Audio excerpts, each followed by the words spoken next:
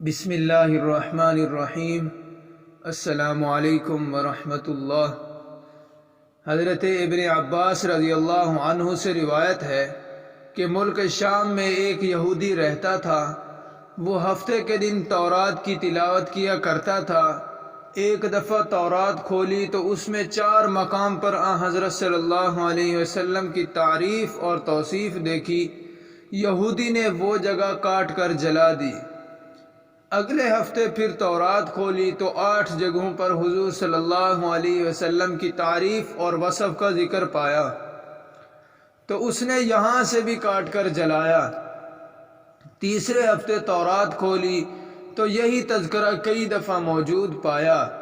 یہودی سوچنے لگا، اگر میں ایسا ہی کرتا رہا تو ساری کی ساری تورات اس تذکرے سے پر ہو جائے گی۔ اپنے ساتھیوں سے کہنے لگا کہ محمد صلی اللہ علیہ وسلم کون ہیں؟ انہوں نے جواب دیا، تمہارے لیے بہتر ہے کہ نہ تو اسے دیکھے اور نہ وہ تمہیں دیکھے۔ یہودی کہنے لگا، تورات کی قسم، مجھے اس کی زیارت سے نہ روکو۔ پس ساتھیوں نے اجازت دی اور یہ اپنی سواری پر سوار ہو کر منزل بمنزل چلتا رہا۔ مدینہ منورہ کے قریب پہنچا تو نہایت خوبصورت بارش سلمان فارسی رضی اللہ عنہ سے ملاقات ہوئی۔ ان کے حسن کو دیکھ کر سمجھا کہ یہی محمد صلی اللہ علیہ وسلم ہیں۔ حالانکہ آپ صلی اللہ علیہ وسلم کو اس دنیا سے سفر کیے ہوئے 3 دن ہو چکے تھے۔ حضرت سلمان اس کی بات سے روئے اور کہا، میں تو محمد صلی اللہ علیہ وسلم کا خادم اور غلام ہوں۔ یہودی بولا، پھر آپ صلی اللہ علیہ وسلم کہاں ہیں؟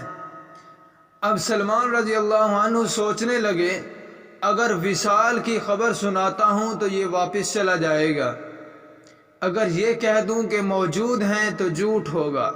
آخر کار سلمان رضی اللہ عنہ کہنے لگے، میں تجھے حضور صلی اللہ علیہ وسلم کے صحابہ کے پاس لے چلتا ہوں۔ مسجد میں آئے تو سارے کے سارے صحابہ غم کی تصویر بنے ہوئے تھے۔ یہودی نے یہ سمجھ کر کہ محمد صلی اللہ علیہ وسلم موجود ہوں گے، السلام علیکم یا محمد صلی اللہ علیہ وسلم کا کلمہ کہا، جس سے تمام صحابہ میں کوہرام مچ گیا اور سب آہ بکا کرنے لگے اور یہودی سے پوچھنے لگے کہ تو کون ہے جس نے ہمارے زخم تازہ کر دیا؟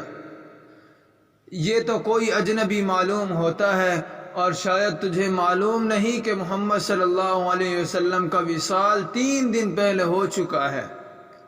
یہ سن کر وہ یہودی چیخنے لگا، ہائے میرا غم، میری سفر کی ناکامی، اور اے کاش میری ماں مجھے نہ جنتی۔ اگر جن ہی دیا تھا تو میں تورات نہ پڑھتا، اگر وہ بھی پڑھی تھی تو کاش آپ صلی اللہ علیہ وسلم کی تعریف اور توصیف پر نظر نہ پڑتی، اگر یہ بھی ہو گیا تو مجھے آپ صلی اللہ علیہ وسلم کی زیارت نصیب ہو جاتی۔ پھر کہنے لگا کہ یہاں حضرت علی موجود ہیں جو مجھے حضور صلی اللہ علیہ وسلم کے اوصاف اور حلیہ مبارک کا تعارف کرائیں۔ حضرت علی رضی اللہ عنہ آگے بڑھے اور فرمایا، میرا نام علی ہے۔ یہودی بولا، میں نے تیرا نام بھی تورات میں دیکھا ہے۔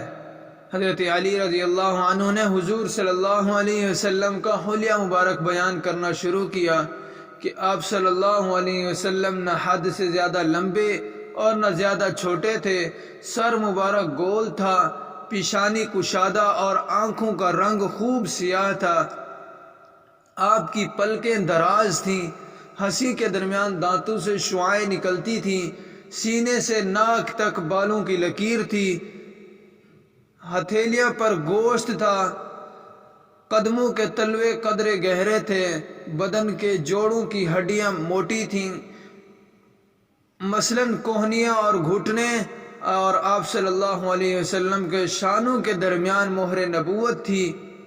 یہودی کہنے لگا، علی، تو نے جو کچھ کہا سچ کہا۔ تورات میں آپ صلی اللہ علیہ وسلم کی تعریف اور توصیف اسی طرح موجود ہے۔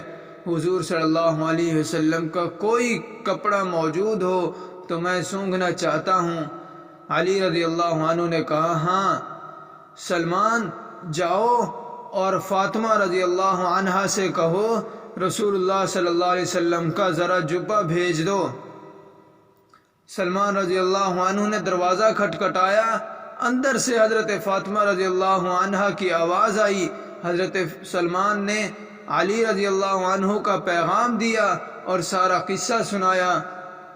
آپ جبہ نکال لائیں جو 7 جگہوں سے کھجور کے ریشے کے ساتھ سلا ہوا تھا۔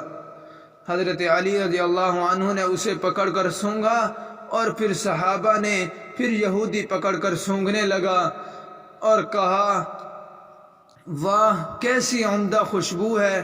پھر حضور صلی اللہ علیہ وسلم کے قبر شریف پر حاضر ہوا اور آسمان کی طرف سر اٹھا کر کہنے لگا کہ اے اللہ میں گواہی دیتا ہوں کہ تو اکیلا ہے، کائنات تیری نیاز مند ہے اور بے نیاز ہے، اور میں بھی گواہی دیتا ہوں کہ اس قبر شریف میں تیرا حبیب صلی اللہ علیہ وسلم ہے، جو کچھ اس نے فرمایا میں اس کی تصدیق کرتا ہوں اور اس پر ایمان لاتا ہوں۔ اے اللہ اگر میرا اسلام تیری بارگاہ میں قبول ہے تو میری روح قبض کر لے۔ یہ کہہ کر وہیں گر کر جان دے دی۔ بعد میں حضرت علی رضی اللہ عنہ نے اسے غسل دیا اور جنت البقیع میں دفن کر دیا۔